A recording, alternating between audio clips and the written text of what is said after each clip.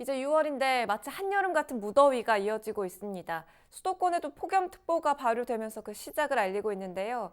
이번 여름 얼마나 더울지 그리고 어떻게 대비해야 할지 관련된 내용 이야기 나눠보겠습니다. 김승배 한국기상산업협회 본부장과 전화 연결되어 있습니다. 본부장님 안녕하세요. 네, 안녕하십니까. 반갑습니다. 자, 벌써 이렇게 때이른 무더위가 시작되면서 여름 나기 걱정하는 분들이 많이 계십니다. 벌써부터 이게 여름 무더위가 시작됐다 이렇게 볼 수가 있는 걸까요? 네, 그렇습니다. 이제 달력상으로 여름은 6월, 7월, 8월을 우리가 여름이라고 하거든요. 네. 그런데 대개 이제 5월경부터 막 폭염특보가 발표가 되고 이랬는데 음, 올해는 좀 늦게 발표됐어요. 네. 그래서 지금 당연히 더워질 때가 되어서 더운 그 시점이고요.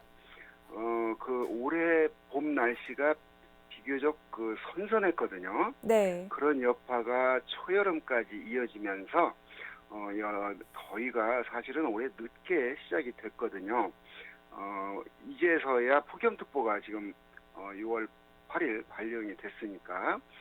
그런데 이제 이렇게 보면 무슨 의미냐면 날씨라고 하는 게 매년 똑같지는 않기 때문에 음, 어찌됐건 올여름 이제 그 더운 시점이 시작이 됐다 이렇게 보여집니다. 네. 더위가 좀 늦게 시작해서 그런지 그 기세가 만만치가 않습니다. 이제 네, 여름이면 곧 장마도 시작될 텐데요. 장마 네, 시작되기 전에도 지금 기온이 30도 안팎까지 오르고 있는 실정입니다. 네, 올 여름 장마는 어떨까요? 네. 그 통상 이제 장마가 6월 한 20일 전후 그러니까 6월 하순에 시작해서 한 7월 하순까지 한 달 정도 장마라고 하는 그 기상 현상이 있는데 올해는 오늘이 지금 6월 9일인데 내일 6월 10일 그 제주도에서부터 장마 전선의 영향으로 비가 내리기 시작해서 전라도 지방까지는 영향을 줄 것으로 보입니다. 네네. 그러니까 내일 제주도에서는 장마가 시작될 것으로 지금 하루 음. 전에 예상이 되는데 이렇게 본다면 올해 장마는 비교적 빨리 시작하는 해로 기록이 될 것 같습니다. 그렇네요. 네. 이미 우리나라 전국에서는 전국으로 살펴보면 제주에서는 장마가 시작됐다 이렇게 볼 수가 있을 것 같은데요. 내일 장마가 시작될 네네. 것으로 예상이 된다 이거죠. 자, 네. 이제 올 여름 정말 역대급으로 덥다, 역대급 폭염이 예상된다 이런 이야기도 돌고 음, 있거든요. 네. 본부장님은 어떻게 보세요? 네, 그 역대급이라는 건 이제 그 항상 지금 지구 온난화 속에서 전 지구적으로 날씨가 따뜻해지고 있거든요. 그러니까 우리나라 추운 겨울이 덜 추운 겨울이 자주 나타나고 원래 우리나라 더웠던 여름이 이제 더 더워지는 현상이 나타나고 있는데 2018년도 여름이 가장 직사상 더운 여름으로 음, 기록이 됐거든요. 네. 그거에 비해서 2019년 작년엔 좀 그 2018년보다는 덜 더웠어요. 자, 올여름 2020년 여름이 2018년 여름의 기록을 깰 것이냐 이제 이 전망인데 역대급 폭염이라는 얘기는 이제 그렇게 이제 가장 더운 여름일 것이다 이렇게 단정적으로 말하기는 어렵고요. 역시 올해 그 더위가 만만치 않을 것이다. 첫 번째 원인은 지구적으로 지구 온난화 영향으로 여름철에 그 폭염 일수와 열대야 일수가 늘고 있는 추세 속에 있기 때문에 올여름도 뭐 예외는 아니다 이렇게 음, 전망을 하고 있거든요. 네. 그런 의미로 본다면 올여름도 역시 더위가 만만치 않을 겁니다. 아이고. 원래 우리나라가 여름에 더웠던 나라입니다. 네.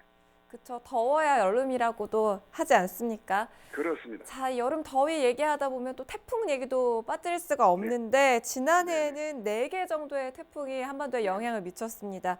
올해는 네네. 어떻게 전망을 해볼 수가 있을까요? 네, 이제 그 여름철 날씨 특징이 이제 그 태풍과 폭염. 그래서 우리나라는 1년 12달 중에 여름철에 한 60에서 70% 비가 여름철에 내리거든요. 네. 그 여름철에 내린 비의 많은 부분을 아까 말한 장마라고 하는 장마 기간 중에 음, 내리고 또 하나는 태풍 때문에 내리거든요. 그래서 태풍이 우리나라에 영향을 안 주면 우리나라 또 가을 겨울에 가뭄을 겪기도 합니다. 네. 그만큼 태풍이 물을 가져다 주기 때문인데요.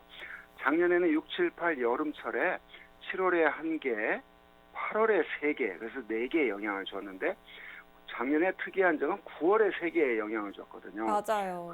그래서 작년에 7개의 태풍의 영향을 받은 해인데 올해 이제 6월, 7월, 8월은 뭐 4개의 영향을 줄 것이다 이렇게 단정적으로 말하기는 어렵고요. 평년 수준인 2개에서 3개 정도는 6월, 7월, 8월에 여름철에 영향을 받을 것이다. 이렇게 전망을 하고 있습니다. 네, 태풍 예측도 들어봤고요. 네. 또 여름에는 이 햇살이 너무 뜨거워지면서 자외선과 오존도 주의를 해야 할 텐데 이 폭염 상황에 대비한 행동 요령에 대해서도 말씀을 해주세요. 네, 그렇습니다. 이제 더위 속에서 우리가 그 햇볕이 따가워서 자외선 높거든요.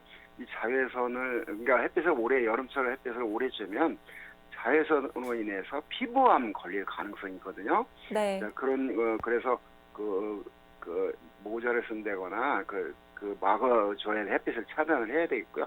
햇빛에 오래 서 있는 건 안 좋습니다. 또 오존도 그 햇빛이 강하기 때문에 지표면 부분에서 오존이 생기는데 이 오존으로 인한 그 호흡기 질환도 염려가 되거든요. 또 뭐니 해도 이 폭염 속에서는 온열 병이 걱정이 됩니다. 그런 어떤 더위를 먹는다거나 열사병에 걸린다거나 일사병에 걸린다거나 주의를 해야 되는데요. 그래서 TV나 라디오로 폭염이 예보된 때에는 최대한 야외 활동을 자제하고 주변에 독거노인 등을 건강이 염려되는 분들을 안부를 살펴야 됩니다.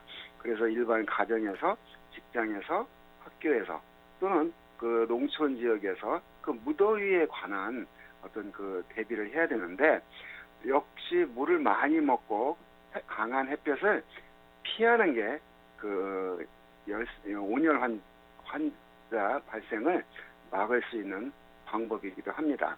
이러한 그 폭염 상황에 대비한 행동 요령들을 주지하고 있다가 좀 대비를 해야 되겠습니다. 어찌됐건 여름철엔 물을 많이 마시고 카페인이나 카페인이 많이 들어간 음료나 그 술은 과음하지 않는 게 그런 여름철 폭염 대책이기도 합니다. 네, 폭염 대비 행동 요령까지 말씀해 주셨습니다. 오늘 말씀 여기까지 듣죠. 고맙습니다. 네.